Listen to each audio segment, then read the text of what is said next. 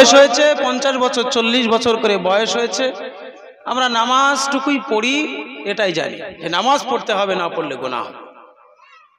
কিন্তু আল্লাহ বলছেন তালাবুল ইলম ফরিদাতুন আলা কুল্লি মুসলিমিন ওয়াল মুসলিমাত। এই বিশ্বজগতের মানব জাতিরা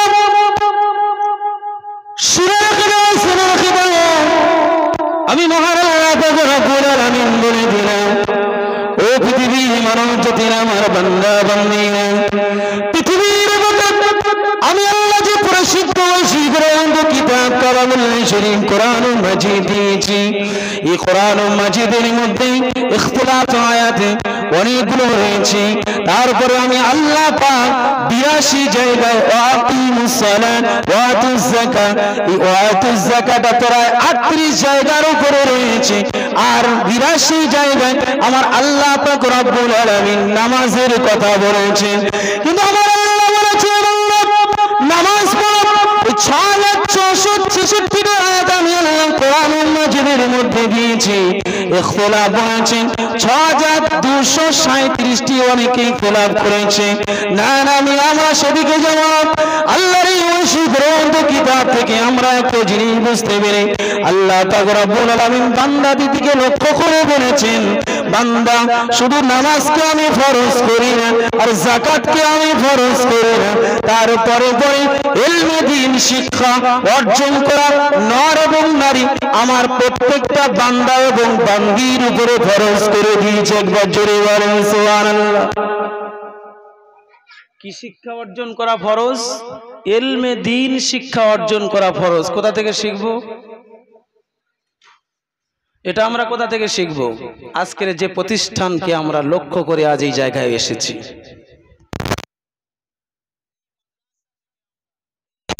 শিক্ষা অর্জন করব। বাড়িতে বসে ইলমে দ্বীন শিক্ষা অর্জন করা যায়, কিন্তু গভীরের মধ্যে যাওয়া যায় না। আমরা সাধারণ মানুষ, আমাদের পুকুরে খালে আমাদের ডুব দিয়ে অভ্যাস, এতে কিন্তু আমরা কি আছে কতটা আছে বুঝতে পারি, যে একটা পুকুরে কি মাছ থাকে, একটা খালের মধ্যে কি মাছ থাকে, কিন্তু আটলান্টিক মহাসাগরের তলদেশে কি থাকে এটা আমরা জানি? এটা আমরা জানি না। এই যদি জানতে হয় এর গবেষণা করতে হবে, আর এর গবেষণা করার ভিত কোন জায়গায়, সেটা হলো এই জায়গায়। এখান থেকে শিক্ষা নিতে হবে, তাহলে আপনি গভীর তলদেশ থেকে কিছু উপার্জন করতে পারবে, আপনার কাছে আসতে পারে। এবার আমরা যে আজকে যে জায়গাটায় বসেছি, এটা কেমন জায়গা? এই জায়গাটা আল্লাহ পাক রব্বুল আলামিন বড় গুরুত্ব দিয়েছেন। কেমন গুরুত্ব দিয়েছেন একটু শুনুন।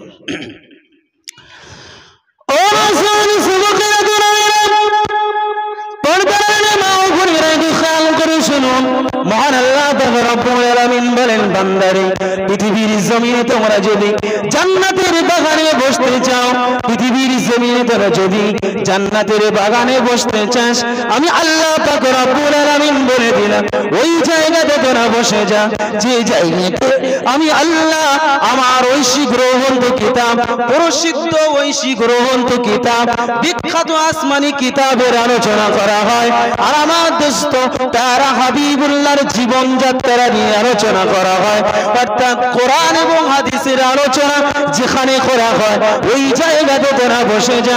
আমি আল্লাহ বলে দিলাম পৃথিবীর জমিনে ওই জায়গাটা হলো বেহেশতের বাগান। আমরা কোথায় বসে আছি এখন? বেহেশতের বাগানে। অস্বীকার করার কোনো জায়গা নেই, তো আল্লাহ বলছেন। তাহলে শিক্ষা অর্জন করতে হবে, এটা আমরা জানি, তবে আল্লাহর হুকুম ফরজ। আমাদের ছেলে মেয়েদেরকে মাদ্রাসায় দেখবেন, কোন ছেলে কোন মেয়েদেরকে মাদ্রাসায় দিয়ে জানেন? অধিকাংশ, মানে পুরোটাই বলছি না, বাপের মায়ের অচলা অধম আর অপর। অচলা মানে তার দিয়ে কোনো কাজ হবে না, অচল। অধম, তার দিয়ে কোনো উপকৃত পাওয়া যায় না। এবং অপরা মানে সে অপরের মতো থাকে, নিজের বলে কিছু মনে হয় না। মানে একদম বেকার ছেলে, বাপের বেপার ছেলে মেয়েটাকে নিয়ে আমরা ধরে বাড়ি মারপিট করছে, ঝগড়া করছে, বিভিন্ন রকমের বাড়ির আশেপাশে অত্যাচার করছে। এই সমস্ত বেশিরভাগ ছেলে মেয়েদেরকে নিয়ে আমরা মাদ্রাসাতে ভরে দিই। যা ওখানে গিয়ে অন্তত আমাদের বাড়ি বাড়ি ঝামেলাটা কমুক, আর অন্তত আমরা শান্তিতে কিছুক্ষণ থাকি। যা ওদেরকে ধরে মরে নিয়ে মাদ্রাসায় ভরে দিই। আর এদেরকে যখন ধরে ভরে মাদ্রাসায় ভরে দিল, এই অচল অধম আর অপরা এরা একদিন এসে সেই পিতা মাতা আত্মীয় স্বজন যারা দুনিয়ার বুক থেকে পর্দা নিল, তারা দুনিয়া থেকে চলে গেল, ইন্তেকাল করলো, মারা গেল, এদের জানাজা পড়াবার লোক আর হচ্ছে না। এদের মাগফিরাত কামনার জন্য দুয়ার মানুষ আর পাওয়া যাচ্ছে না। কাকে দিয়ে করবে? তা এই ব্যক্তিকে দিয়ে করো। এখন যেই অচল অধম আর অপরা ছেলে মেয়ে যাদেরকে মাদ্রাসায় দিয়েছিল, এরা একটা সুশিক্ষায় শিক্ষিত হয়ে বাপের একটা মাথার তাজ হয়ে দাঁড়িয়ে বাপের যে হক, মায়ের যে হক, এই হকটুকু আদায় করার একটা পরিকল্পনা জ্ঞান উপার্জন করে বাড়িতে ফিরেছেন। একবার জোরে বলেন না সুবহানাল্লাহ। মানে শেষ উপকার উপকৃত হতে হবে এই ছেলে এবং এই মেয়েদেরকে দিয়ে। ভালো শিক্ষায় শিক্ষিত পারে ছেলেটা, খুব জ্ঞানী, তাকে আমরা ইংলিশ মিডিয়ামে ভর্তি করে দিচ্ছি। দরকার আছে আমাদের জজ ব্যারিস্টার, এগুলো আমাদের ডাক্তার মাস্টার আমাদের দরকার আছে। তারপরেও আল্লাহর হুকুম ফরজ, যেটা ইলমে দ্বীন শিক্ষা অর্জন করতে হবে, একে অন্তত আমাদের ছেলে মেয়েদেরকে মাদ্রাসাতে ভর্তি করতে হবে। যদি এটুকু না পারি, আমি নিজে জানলাম না, কুল আলিমান, আলেম হয়ে যা। যদি না হও তাহলে আলেমের অন্তত সোহবতে থাকো, সাথে থাকো। আলেম হন, আলেমের সাথে থাকুন, আলেমের ছাত্র হন,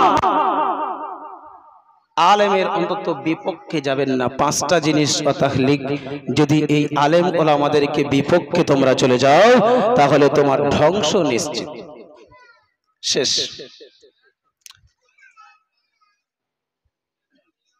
তাহলে ওয়াজ নসিহত যদি আমরা করি কানে হাত দিয়ে টান দিয়ে, এখানে এখন সারাদিন করলে করা যাবে। আল্লাহর ইচ্ছায় আল্লাহ যদি বলিয়ে দেয়, সারাটা দিন বসে বসে এখানে বলতে পারবো, আল্লাহ বলিয়ে নিতে পারবেন। তবে এখানে অনেক আলেম ওলামা আছে, সকলকে একটু একটু করে সুযোগ দেওয়া হোক, আর আপনারাও একটু নিত্য নতুন আলোচনা একটু শুনুন। এই জন্যে আমরা কেউ বিস্তারিত সময় এখানে নিচ্ছি না। যাই হোক, একটা জিনিস অনুরোধ করবো আমরা, যে অন্তত আমাদের ছেলে মেয়েদেরকে মাদ্রাসাতে ভর্তি করে দেন। গ্রামে যদি একেবারে মাদ্রাসায় ভর্তি করতে না পারেন, যে না আমার একটা ছেলে একটা মেয়ে আমি মাদ্রাসায় ভর্তি করতে পারছি না, অন্তত মক্তবে ভর্তি করে দিয়ে, মক্তবে অন্তত কোরআন এবং হাদিস এবং 5 ওয়াক্ত নামাজ কিভাবে পড়বে সেটুকু অন্তত ছেলে মেয়েদেরকে শিক্ষা দিয়ে দেন। এটা কিয়ামতে কাজে লেগে যাবে, কবরে কাজে লেগে যাবে, হাসরে কাজে লেগে যাবে, পুলসিরাতে কাজে লেগে যাবে। অর্থাৎ তুমি পিতামাতা তোমার জন্য একটা সুপারিশের কারণ হয়ে দাঁড়াবে। একবার জোরে বলেন না সুবহানাল্লাহ। আচ্ছা, আজান, যাকাতের আগে আজান আছে? যাকাত যেমন ধন সম্পদ থাকলে, পয়সা কড়ি থাকলে, এখন বর্তমানে মনে হয় 55-56 হাজার টাকার খেয়ে দিয়ে সারা বছর থাকলে তারপরে এটা যাকাত ফরজ হয় আমাদের। যে টাকাটা থাকে ওই টাকার উপর যাকাত দিতে হয়। 100 টাকা 2.5 টাকা, 1000-এ 25 টাকা, 1 লাখে 2.5 টাকা যাকাত দিতে। এই যে যাকাত দেওয়ার আগে আজান আছে, আজান আছে কি? কি ব্যাপার, কি একটু গবেষণা করুন না। যাকাতের আগে কিন্তু আজান নেই, আছে? আজান নেই, যাকাতের আগে আজান নেই। তাহলে নামাজের আগে আজান আছে, নামাজের আগে আজান আছে। তবে নামাজের আগে যে আজান আছে, এই আজানের শব্দ প্রথমে কি? আল্লাহু আকবার। প্রথমে কি? আল্লাহু আকবার। কি শুরুটা কি? আল্লাহর নাম দিয়ে, আর শেষটা কি? লা ইলাহা ইল্লাল্লাহ। শেষটাও আল্লাহর নাম দিয়ে। একবার জোরে বলেন না সুবহানাল্লাহ। এবারে আজানের আগে কি? যেমন তাকবীর, তাকবীরের আগে কি? আল্লাহু আকবার। তাকবীরের আগে আল্লাহু আকবার, আর শেষে লা ইলাহা ইল্লাল্লাহ। শেষেও লা ইলাহা ইল্লাল্লাহ, আল্লাহর নামে। এবার নামাজের আগে শুরু করেন কি? নামাজের আগে আল্লাহু আকবার শুরু হচ্ছে তাকবীরে তাহরিমা বেদে, শেষে কি আসসালামু আলাইকুম ওয়া রাহমাতুল্লাহ আল্লাহর নাম দিয়ে শেষ হচ্ছে। ভালো করে খেয়াল করুন আমি বলতে চাচ্ছি কি। এবার এই আজানের শব্দ কটা, আজানের লাইন কটা বলেন? আজানের লাইন পরপর একটা ধাপে লাইন আছে, আল্লাহু আকবার আল্লাহু আকবার আল্লাহু আকবার আল্লাহু আকবার লাইন আছে। এই লাইন হচ্ছে 12টা। কটা? 12টা লাইন। এর উদ্দেশ্য কি জানেন? এই 12টা লাইনের উদ্দেশ্য হলো আমার আল্লাহ বলছেন তোরা 12 মাসটাই নামাজ পড়ে যা। একবার জোরে বলেন না সুবহানাল্লাহ। আর এই 12টা লাইন এবং এই শব্দ কটা অক্ষর 29টা অক্ষরের মধ্যে 29 ইখতিলাফ 30, 29 ইখতিলাফ 30টা অক্ষরের মধ্যে 17টা অক্ষর নিয়ে এই আজান শুরু। কটা অক্ষর? 17টা অক্ষর। এই 17টা অক্ষরের পিছনে একটা উদ্দেশ্য আছে। কি উদ্দেশ্য? যে আমরা টোটাল দিন রাতে মিলিয়ে কত রাকাত ফরজ নামাজ পড়ি গুনেন। ফজরে কত? 2 রাকাত, জোহরে 4, 4 2 6, আসরে 4, 6 4 10, মাগরিবে 3, 10 3 13, আর এশায় 4, 17। একবার জোরে বলেন না সুবহানাল্লাহ। তার মানে 17 রাকাত ফরজ নামাজ এবং 17টা অক্ষর দিয়ে আমার আল্লাহ পাক এই আজানটাকে করেছেন। এবার শুধু তাই নয়, বলছেন যে এই অক্ষরের 17টা অক্ষর দিয়ে তৈরি এবং শব্দ হলো 50টা। একবার জোরে বলেন না সুবহানাল্লাহ। আল্লাহ বলছেন বান্দারে এই 50টা অক্ষরে একটা শব্দ আমি যেমন দিয়েছি, 50টা অক্ষর কেন দিয়েছি সেটা জানিয়েছে আমি আল্লাহ বলে দিলাম। পৃথিবীর বুকে যখন বান্দা বলো 5 ওয়াক্ত নামাজটা আদায় করবে, আজানের পরে পরে যখন নামাজটা 5 ওয়াক্ত আদায় করবে, এই 5 ওয়াক্ত আদায়ের বিনিময় এই 50টা শব্দ আমি আল্লাহ যেমন আজানের শব্দ দিয়েছি, এই আজানের শব্দের বিনিময় আমি আল্লাহ পাক 50 ওয়াক্ত নামাজের সওয়াব দিয়ে থাকি। জোরে বলেন না সুবহানাল্লাহ। খাওয়া দাওয়া বাকি আছে, না খেয়ে বললে একটু কষ্ট হয় আমাদের সুবহানাল্লাহ। আর আমাদের কিন্তু সুবহানাল্লাহ বলতে একটু সত্যি একটু আমার গাফিলতি হয়। কেন বলেন তো? সুবহানাল্লাহর মনে হয় কোনো উপকার নেই। উপকার আছে না নাই? সুবহানাল্লাহর উপকার আছে না নাই? হাদিস থেকে প্রমাণিত আল্লাহ রাসূল সাল্লাল্লাহু আলাইহি ওয়াসাল্লাম পাঁচবারই বলেছেন, ও আমার উম্মত উম্মতিরা শুনে রেখে দাও, তুমি যদি জমিনের বুকে একবার আমার আল্লাহ পাকের নামে যদি সুবহানাল্লাহ তোমার যদি অন্তর থেকে তুমি বলে দাও, আমার আল্লাহ বলছেন বান্দারে আমার দয়ার জান্নাতের বুকে তোমার জন্য আমি একটা বৃক্ষ রোপণ করে দিয়ে জোরে। মানে বুঝতে পারেন না এগুলো কি গাছ? গাছ লাগানো আছে না? তা জান্নাতের বাগানের মধ্যে আমার আল্লাহ বৃক্ষরোপণ করে দেয় গাছ।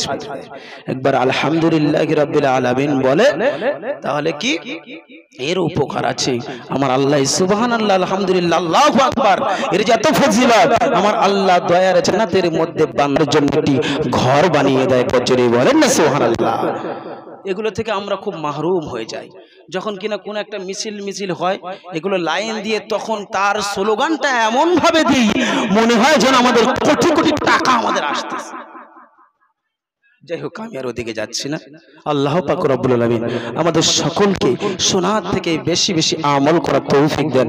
সকলে বলে আল্লাহুম্মা আমিন। শুধু আমল করবেন এটাই যেটা আল্লাহ আল্লাহ রাসূল থেকে প্রমাণিত, হাদিস কোরআন ইজমা কিয়াস থেকে প্রমাণিত, যেগুলো পড়লে উপকারিত হবে, নিজে উপকার হবে এবং অপরকে উপকার করতে পারবেন। বাল্লিগু আন্নি ওয়ালাহু আয়া। নিজে শেখো, অপরকে শিক্ষা দাও। নিজে শিখে যদি পুঁজি করে রাখো তোমার শিক্ষার কিন্তু কোনো দাম নাই।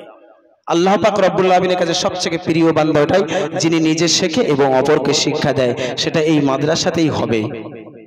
যাই হোক আমার একটাই উদ্দেশ্য, আমার বন্ধু খুব প্রিয় বন্ধু, একই সাথে পড়াশোনা করেছি, আমার মাওলানা সাবির হোসেন ভাই, একই সঙ্গে দুজনে পড়াশোনা করেছি। তারপরেও আজ পর্যন্ত বন্ধুত্ব একই গলায় গলায় কাঁধে কাঁধে আছি। আল্লাহ পাক রব্বুল আলামিন যেন আমার ভাইয়ের উদ্দেশ্য কবুল করে আর এই মাদ্রাসাতে কিয়ামত পর্যন্ত কামিয়াবি করে রাখে। একবার জোরে বলেন না সুবহানাল্লাহ। আখির দাওয়ানা আলহামদুলিল্লাহি রাব্বিল আলামিন। আসসালামু আলাইকুম ওয়া রাহমাতুল্লাহি ওয়া বারাকাতুহু।